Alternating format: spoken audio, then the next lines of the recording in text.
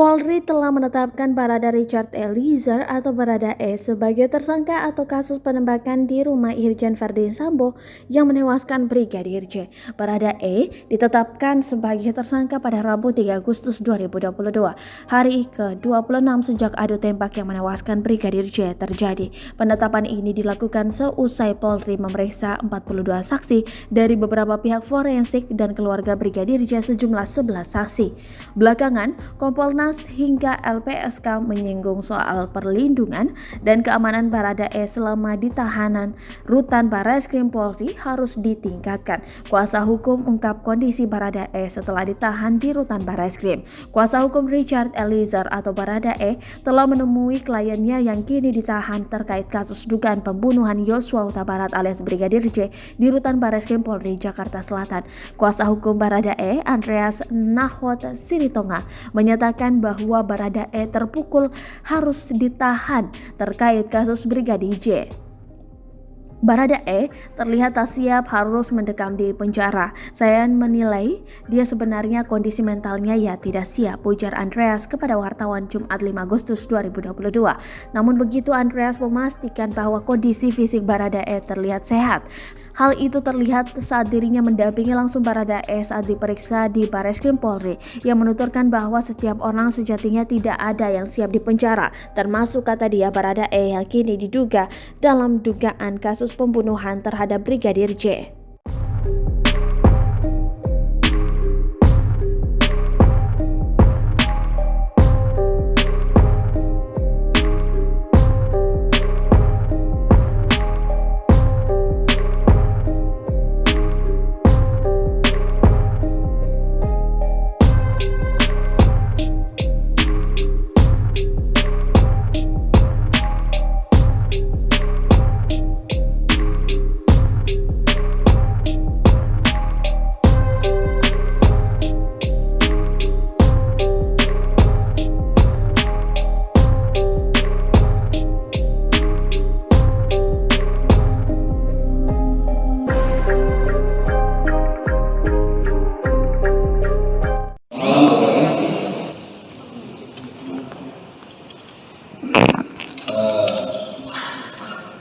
Baik, berdasarkan rangkaian penyelidikan dan penyidikan yang sudah dilaksanakan sejauh ini oleh tim khususnya oleh Barreskrim Polri, di mana sampai dengan hari ini penyidik sudah melakukan pemeriksaan kepada 42 orang saksi.